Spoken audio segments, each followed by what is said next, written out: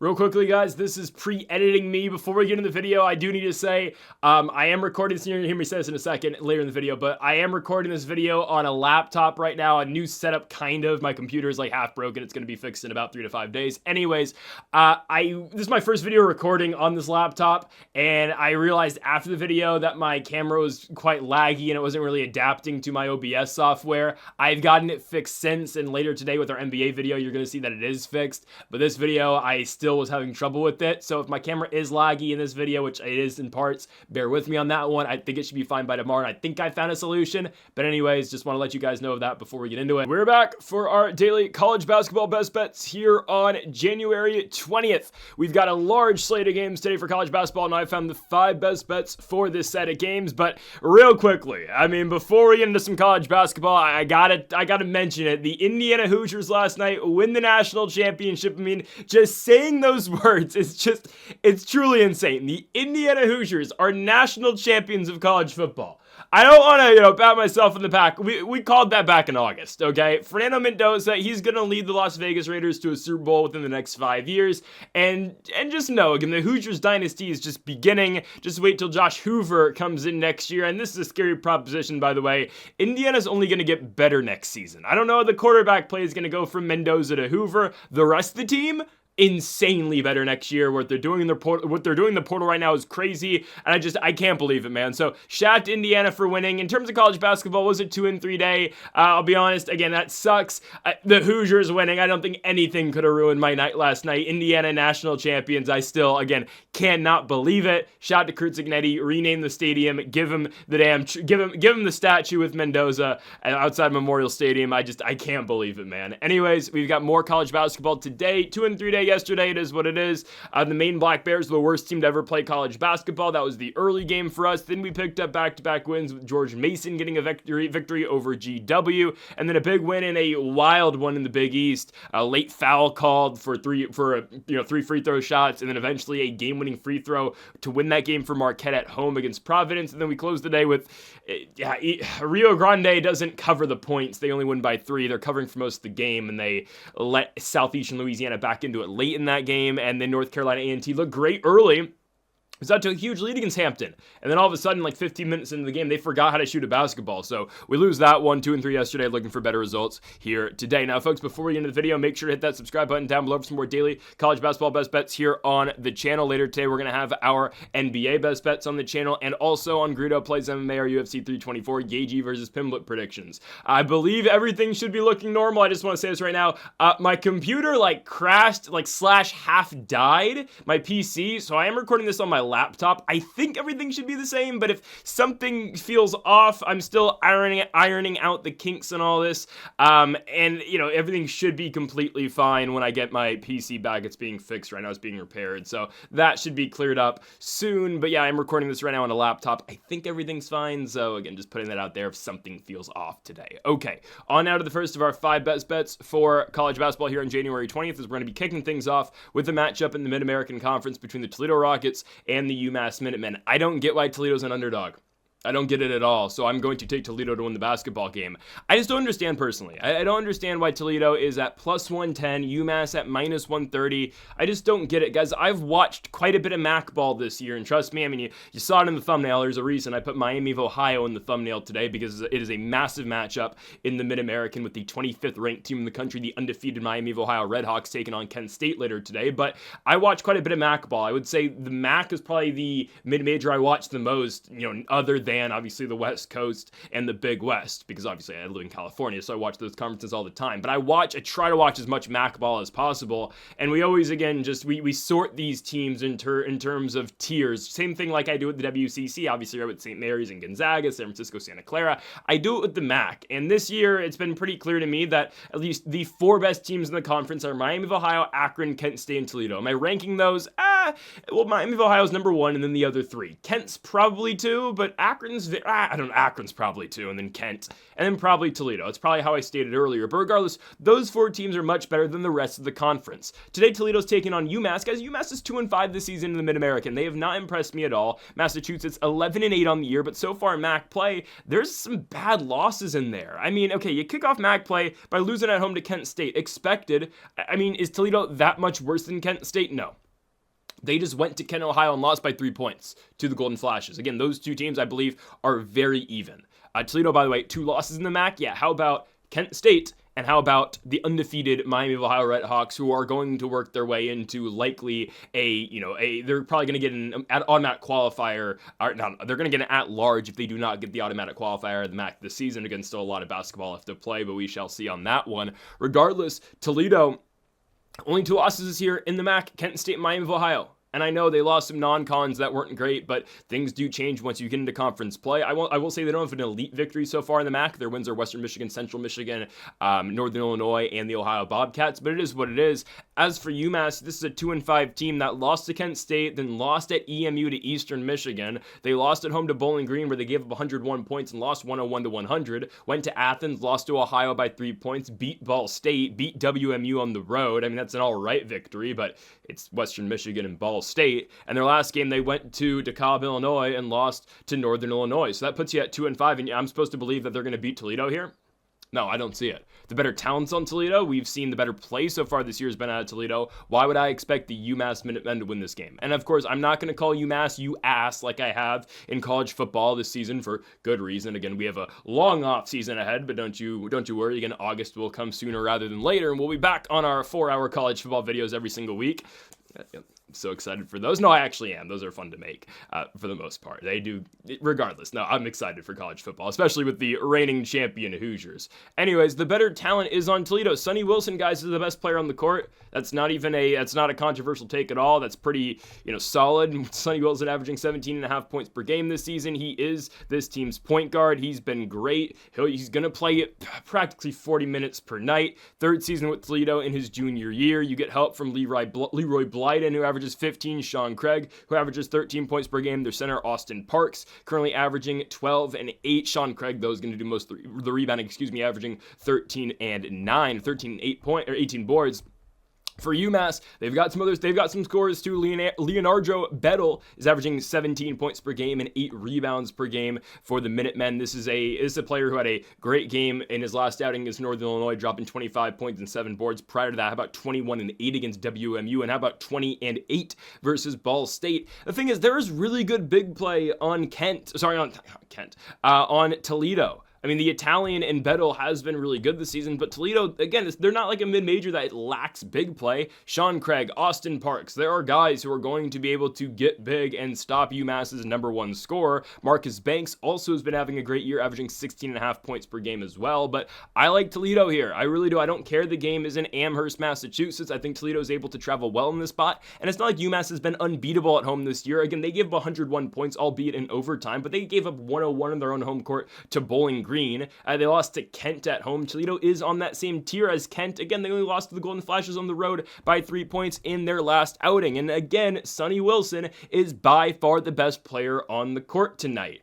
I like Toledo here. I think something's up with the odds. I don't know why Toledo's even an underdog at all in this spot. I would expect the same type of odds for this game like we're going to get with our second MAC game, obviously later today, with Miami of Ohio and Kent State. That's not our next game, but you'll see what we have up next. Again, though, I just don't get it. Toledo is the better scoring team. I think Toledo has what it takes to shut down Bittle down low and just Bittle's scoring as a whole. Again, he's been great. This is his senior year, played 3 years over with Albany and Christian, now here with UMass, but I don't think he's going to be able to just purely take over this game, and I think Sonny Wilson's scoring is going to be huge, and Toledo just has the all-around better lineup. Toledo's only losses, again, are good teams. Kent State on the road, Miami of Ohio, who is undefeated. Again, that was a big game where we got Miami of Ohio at near even money, and obviously the Redhawks went into Toledo and dominated. But I got to go with the Rockets. They've been much better since MAC play has begun. I know there's losses to RMU and Oakland and their non-con at Marshall and South Alabama. It changes when you get to MAC play. I'm taking Toledo. They're 4-2 so far in the conference. I 100% expect them to beat UMass. Obviously, we can never guarantee 100% something to hit, but I do believe Toledo's going to get this one done. I love it at plus money as well. Toledo plus 110 takes care of business on the road in Amherst, Massachusetts against the UMass Minutemen. On now to our second best bet of the video. We move to a matchup here in Ames, Iowa, between the Iowa State Cyclones and the Central Florida Knights. I'm going to be going with Iowa State to not cover because I'm going to take the plus points on Central Florida at plus 13.5. I think the Knights are going to cover this line. I really believe so. I like UCF quite a bit. Iowa State has not played well. We saw that obviously in their matchup against the Kansas Jayhawks where we were on the wrong side.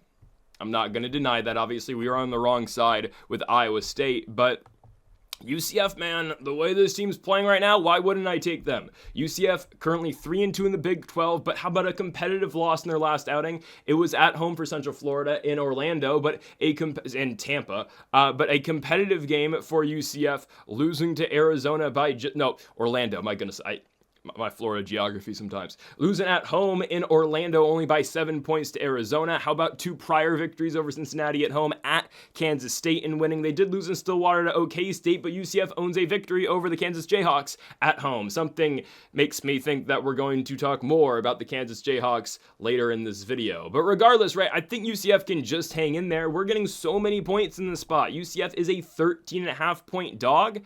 It's a lot of points. It's a lot of points for UCF. And I don't think Iowa State, with their struggles scoring the basketball right now, I don't think they're going to have enough to cover here. I just don't.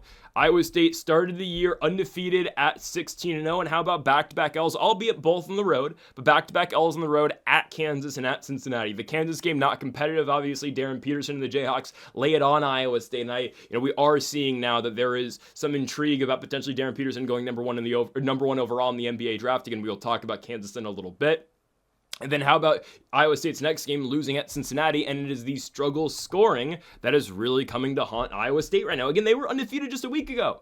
Back-to-back L's where you just can't really get going scoring, and now here you are. Even prior to the Kansas game, and again, that picking Iowa State in that spot going to Kansas and winning, that was a bad read. Again, I've said that before, I will say it again. I apologize for that one. That was a bad read on my hand in that game, but they had been struggling in the prior 2 games before playing Kansas in Waco. They struggled to score in long stretches in that game, ultimately still winning by 10 points, but 70-60 final, and then a victory over Oklahoma State 83-71 at home. Okay, here's UCF on the road, and we are being given 13.5 points. I think I gotta go with UCF. I think I gotta take UCF on the points in this spot. I think it's just too many. I really think it is just too many for Central Florida. The way Central Florida has been playing basketball, I know they kind of disappointed us in the Cincinnati game because we needed, 2.5 or 3.5 points in that game for the Knights, but that ultimately doesn't matter here. We don't need them to win. We don't need them to cover points in a victory. We just need them to play a semi-competitive basketball game. And that's what I expect this to be because, again, watching Iowa State, do you have any confidence they're going to get out and score in this matchup?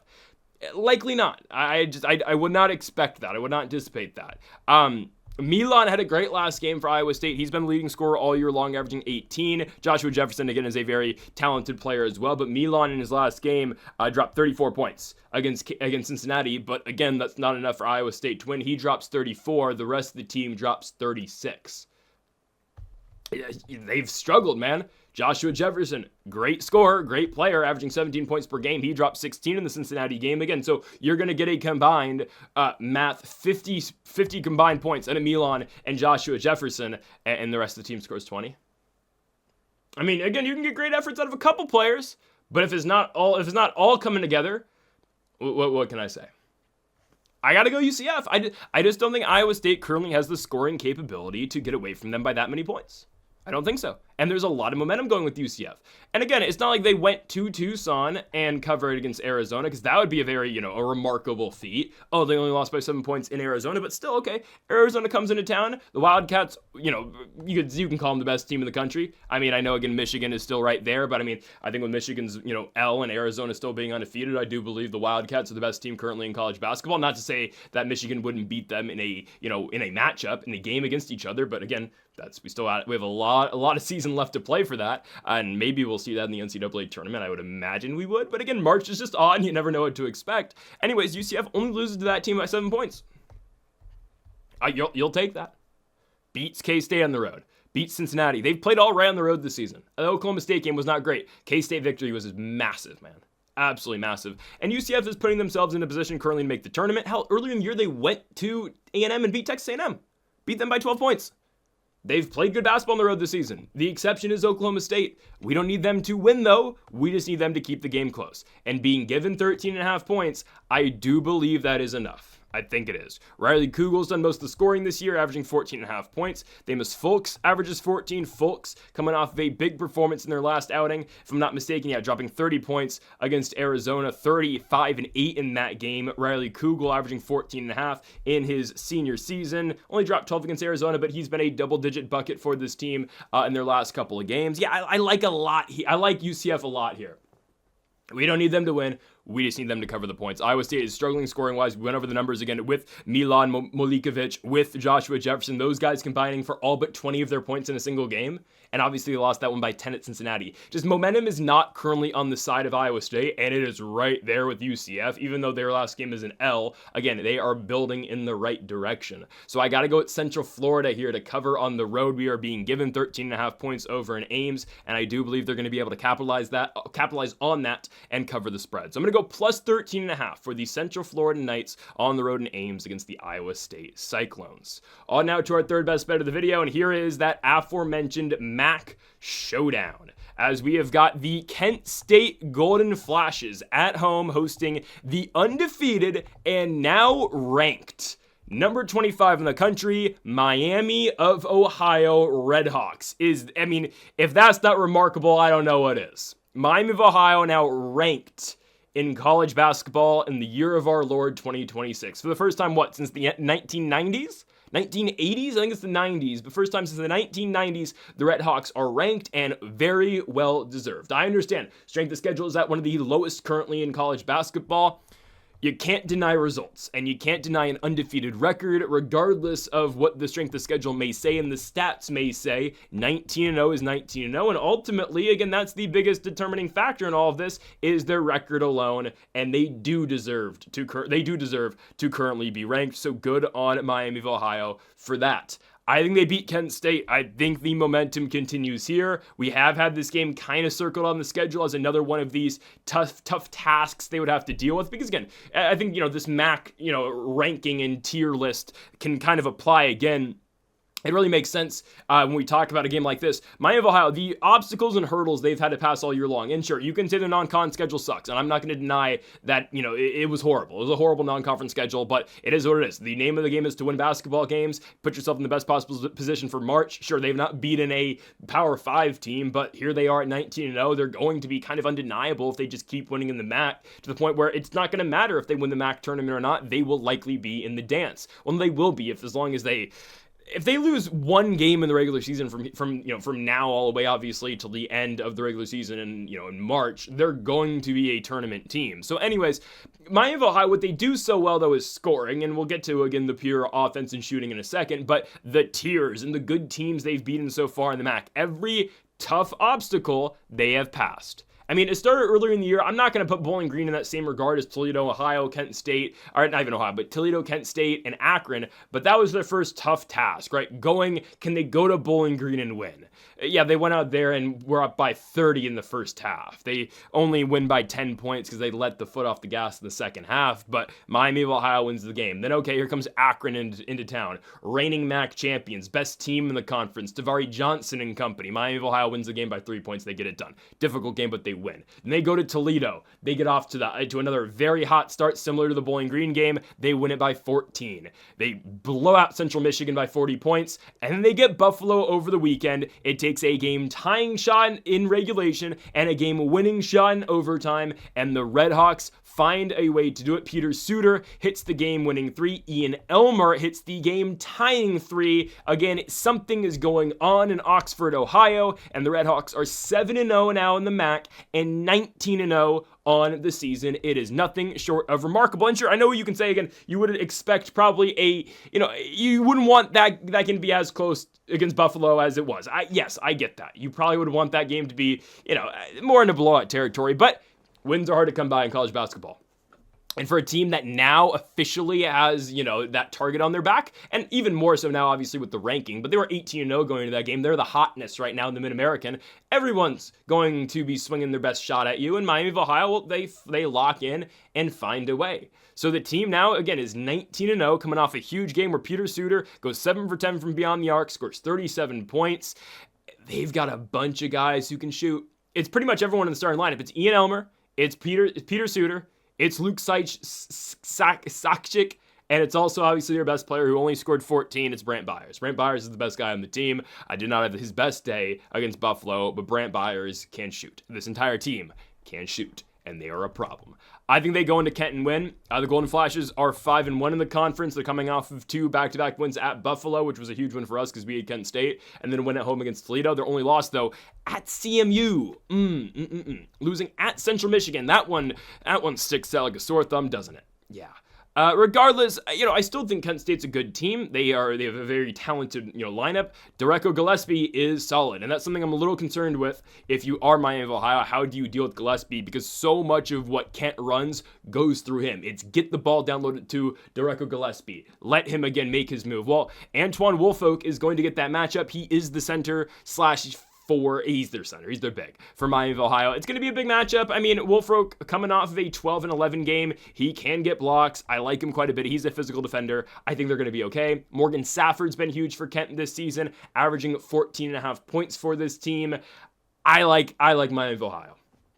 I'm going to keep rolling with the Redhawks. Again, I feel like, I don't want to say this team's the team of destiny, obviously, because, this is just the team of destiny, obviously, in the Mid-American Conference. But what they have done so far has just been, it's a remarkable year. They've gotten the Redhawks ranked. It's crazy.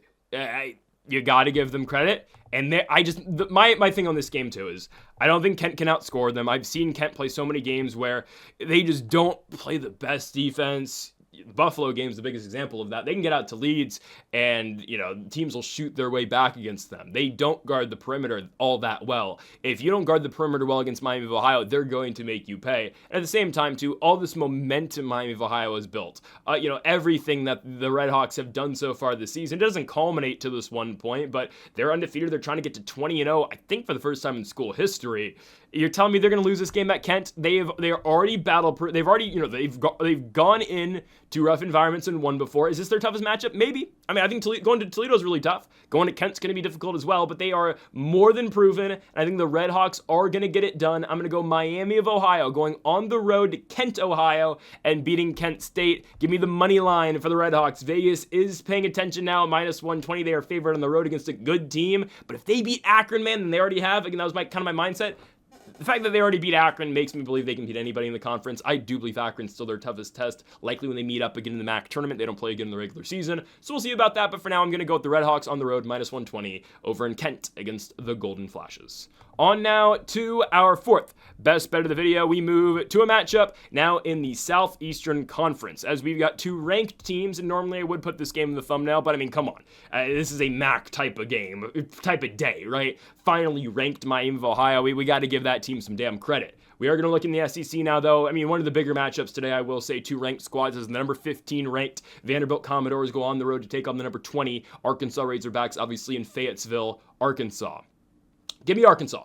Give me the Razorbacks at home. I'm done betting against Arkansas. I've done it too many times this season, and sure, we've seen our fair share of success with that, and the one that, immediately comes to mind is the matchup in East Lansing between the Razorbacks and the Michigan State Spartans, but you know what? I'm good. I'm good betting against, Calipari and Arkansas at this point. I'm going to finally jump on with the Hogs. Vandy's lost back-to-back games, and I think a lot of momentum is in the direction of Arkansas currently. They are coming off a loss at Georgia, but at home this season, this team has been fairly good, especially in the SEC, with the blowout win over South Carolina, a win at home against 19th ranked at the time Tennessee Volunteers. I know they're a young team except for Brazil. I get it, but Darius Acuff and this team I think is going to be fired up to win this game. And again, I feel like betting against Arkansas in even money spots has not gone our way most of the season. I'm going to jump on now with the Hogs in this spot. Vanderbilt, again, back-to-back L's. You go to Texas and lose by 14 points. With all due respect, I think Texas is horrible. Comparative to the rest of the SEC. I don't think they're bad in the grand scheme of things in college basketball. But in the SEC, I don't think Texas is the best this year. And we watched Vandy go into Texas and lose by 14 points and only put up 64 points in Austin at the Moody Center. Last game hosted Florida, good team, but Vandy loses to another ranked team in Florida 98-64. Now they kicked off SEC play on the right foot, winning 3 consecutive games, beating South Carolina on the road, beating Alabama at home, huge win, and then beating Louisiana State at home as well. And they had put together a pretty good non-conference schedule too. Obviously Vandy was 16-0, they lost their O, similar to Iowa State, and now they're coming off back-to-back L's again, just like the Cyclones. I think Arkansas is going to make it 3 in a row. I think they're going to make it 3-0 against the Battle for Atlantis champions in the Vanderbilt Commodores. I believe so, man. I think the pace that Arkansas plays at, with them being at home, this is an Arkansas team, and they're a fairly young team. Again, the exception is going to be Trevon Brazil, who's been on the team for a while now, senior, 23-ish years old, I believe 24-ish years old. He's been around for a while, at least. But the energy in that building in Fayetteville, this younger team really reacts and they respond to. I think they play well off of an environment like this. And I do think in a big matchup where you have 2 ranked squads and Arkansas, who has played well in Fayetteville so far in SEC play, I do believe they're going to come out with the win. Again, Darius Acuff's been massive this year. True freshman, averaging 20 points per game. What an add he has been to the Hogs this year. This is a player, again, averaging 20 points per game, put up 29 in that big home victory over Tennessee. Just dropped 20 in their last game against Georgia in an L, but you're going to see Darius Acuff all around the court, and if we're going to win this game with the Hogs, again, he's going to be a massive part of that. Same can be said about Malik Thomas, who averages 15 a game currently for Arkansas. This is a player who, again, young freshman, playing phenomenally well. And then, of course, the aforementioned Trevon Brazil in his senior season. He's been big, though, man. I mean, the addition of the three-point shot this year, at least a more consistent three-point shot out of Brazil in a role that, he's always been a guy, obviously, at Arkansas. He was here during the Musselman days, obviously, but never really a role where they needed him to score and needed him to be an option. He's been a big putback guy for this team. He's a very reliable dunker, obviously, and finisher at the rack, athletic player. He's been so good this year for Arkansas in spots. I mean, had the big 24-point game in that win over Texas Tech. I got to applaud the play this season out of Brazil on a younger team. He's been that senior that has stepped up, and that veteran player that has stepped up for the Hogs this year. As for Vanderbilt, obviously, we talk about one of their former players quite a bit because we talk about the Big East quite a bit, obviously, and we're talking about Jason Edwards, who, by the way, did not play yesterday for Providence, and Marquette almost found a way to lose to that team if it wasn't for I don't want to call it a bailout foul shot from beyond the three-point line, but my goodness, Marquette. They almost lost to Providence without Jason Edwards. That could have been really bad for Shaka Smart. Anyways, we talked about Jason Edwards quite a bit, obviously. Leaves Vanderbilt in the offseason, and now they're left with Tyler Tanner being their guy. There are multiple really good scorers, though. Tyler Tanner and Duke Miles, take your pick, both of which average 17.5 points per game for the Commodores. And of course, we got to talk about the lights-out shooter in Tyler Nickel. Nickel, one of the best shooters in the country from beyond the arc, currently shooting 46% from three. Again, 6'7" forward, plays the 3/4 for the squad. He's going to take a high volume of three-point shots. That is really his only shot. I can't say it's his only shot he takes, but that's obviously his shot. Tyler Nickel, senior, in his senior year, he's been playing well. Duke Miles, this is a player, I think in his 7th year of college basketball, 6th year in college basketball, played at Troy, then went to High Point, then Oklahoma last season, now at the Commodores. It is a tale of two sides in this game, I can say, right? An older, very old team in Vanderbilt taking on a, youth movement type squad in Arkansas plus Brazil.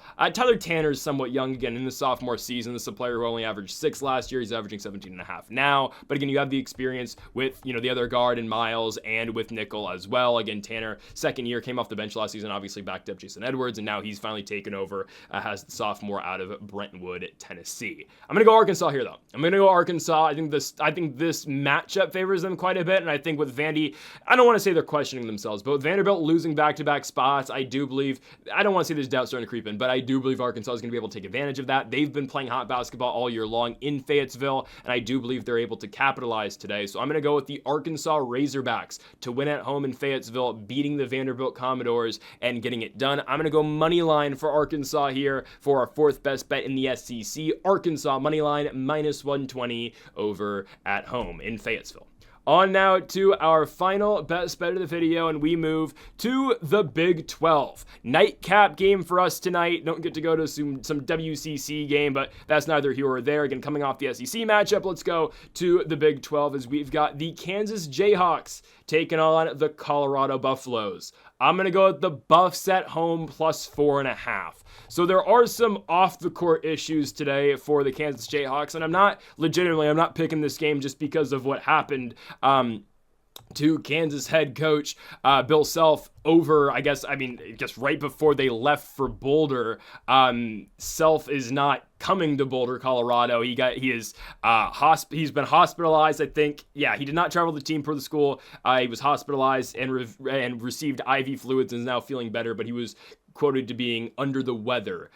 He is not going to Boulder for this game. I think it makes a little bit of a difference. It doesn't make all the difference, but that's not the reason why we're taking Colorado. I'm taking it purely on matchup and how Kansas has played on the road and how Colorado's played at home so far in the Big 12. Again, think about this, not the longest trip, for the Jayhawks.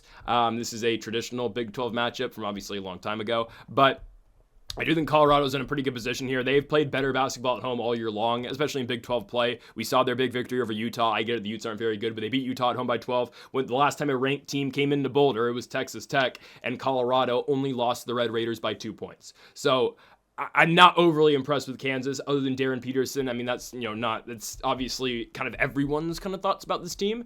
Darren Peterson may be the best player in college basketball, legitimately plays like Kobe Bryant. They're on a heater right now. They've won 3 of 4 games going into this one, winning that overtime matchup against Texas Christian and losing in Morgantown against WVU again. Remember that, obviously, their results on the road this season, and then back-to-back wins for Kansas against Iowa State and then against the Baylor Bears. But I just don't like how they've played on the road this year. Sure, again, they won. This is non-con, obviously. This was a big ACC game, but ACC versus Big 12 game. When they went to Raleigh and played NC State, they won, but boy, was that a dogfight. Peterson gets injured late. Melvin Council, who's always been a piss-poor three-point shooter, comes out and wins the game for Kansas because of his three-point shooting, and they win in overtime by 1 point, but again, competitive matchup. We have 4.5 today on Colorado. So Kansas kicks off Big 12 play going to Orlando to take on UCF, and they lose. They lose to UCF by 6 points. They beat Texas Christian, but then they go to Morgantown, lose by 11 to WVU. A WVU team that's all right, but you would think Kansas, again, should likely beat that team. They have struggled on the road repeatedly this season. Hell, go back to another matchup against an ACC school, and they went to Chapel Hill. I get it, it's North Carolina. They lost to North Carolina earlier this season by 13. And Kansas is more dangerous, obviously, when someone else is helping Darren Peterson. We know how good Darren Peterson is. He averages 22 points per game, one of the best players in college basketball. It depends on the night. Trey White's been really good. He's averaging 15. Flory, their center, averaging 14 as well. Melvin Council, depending on the night, if he gets hot from 3, he is so dangerous because, again, that's been the sole part of Council's game that hasn't been all that polished, let's say, averaging 13 points per game. Then you get bench pieces like Bryson Tiller and whatnot, but obviously it's a lot of Darren Peterson ball on this team, and I'm not denying his skill and how great he is. He is, a lock to be top 2 in the draft. The only question now on him is, will he be 1 or will he be 2, and what happens again between him and Brigham Young's AJ Debonsta. But you just got 26 points out of Peterson in their last outing against Baylor. He can take over games. Saw the 32 points in that overtime victory against the Texas Christian Horned Frogs. As for the Buffs, Colorado, I know, has had it rough as of late. 3 straight L's, Texas Tech, Cincinnati, West Virginia. I only want to look at their home games. And yes, same team that did lose at home against Northern Colorado. We did kind of call that, but that's neither here or there. Did lose at home to Stanford. Conference plays different. Look at their 2 conference games at home, Utah, Texas Tech. Again, it's just college basketball, man. The conference games are always tougher to come by and tougher to win. I think we see a better night tonight out of Colorado as, Utah beats by 12 at home. Texas Tech only loses by 2 at home. Texas Tech is a higher ranked team than Kansas, obviously. The Jayhawks, 19th. Texas Tech at the time was ranked 14th. I get it. Kansas with Darren Peterson is better than Texas Tech. I feel fairly good in saying that, I believe. But actually, I don't know. Texas Tech's the all-around better team, but Like, if Texas Tech and Kansas played, I'd still take Kansas. But, well, it depends where. Like, if the game's in Lubbock, I probably would go Texas Tech. I just, again, I think if they're able to cover at home against Texas Tech, they should be able to cover at home against Kansas. I don't think Self not making the trip makes the biggest difference. Maybe it does a little bit. Obviously, you're without your head coach. Again, that can go either way. Either, some teams are going to play better without their head coach. Some teams are going to play worse without their head coach. I'm not saying Self is a negative to this team. I'm just saying all the teams, might maybe more fired up to win this game without their head coach presence. Again, you just don't know how that's going to work. So I'm not going to play into that one way or the other. I don't think it matters too much. I think plus 4.5, though, on the Buffs is going to be solid. Who's going to do most of the scoring, obviously, to combat a player at the caliber of Darren Peterson? Well, likely going to be either Barrington Hargis or Isaiah Johnson. Hargis, the former UCR, point guard, finds his way out of that cesspool over in Riverside County. And Isaiah Johnson, he's been great this season as a true freshman, averaging 16 points per night. Does have some off and on games, but again, that's where you are going to get Barrington Hargis. That is where you're going to get a guy like Bengo Dak, who again will always hit that 1-3 every single game in either the most untimely or a timely manner, considering if you bet on or against the Buffs. But Bengo Dak, again, has a presence on this team. There are players on Kansas. How about Sebastian Ranchik as well, who some nights is good from beyond the arc, but averages 13 points per game. I got to go with the Buffs here. I think the Buffs at home, place should be rocking, at least enough. At home against Kansas, big spot, for Colorado at home, and I think they are going to deliver. We don't need them to win the game. We just need them to cover the points. It's a late night spot. I believe the game starts at 7-ish, 7-ish Mountain Time. Obviously not the biggest time difference for Kansas. It's going to be 8 o'clock local time for the Jayhawks. Obviously, it's traveling from Central to Mountain Time Zone, but I do like the Buffs enough. Can they stop Darren Peterson? That is going to be a question, but the other question for Kansas will be who contributes and who scores other than Darren Peterson. Give me the Buffs at home to get the victory. Give me Colorado plus 4.5 in Boulder to cover against the Kansas Jayhawks to end the night. Folks, thank y'all for watching our college basketball best bets here on January 20th. If you haven't yet, though, make sure to hit that subscribe button down below for more. Make sure you like if you did enjoy the video. Make sure to comment if you disagree with any of the picks. We'll be back tomorrow for more daily college basketball best bets. Folks, thank y'all for watching, and Mamba forever.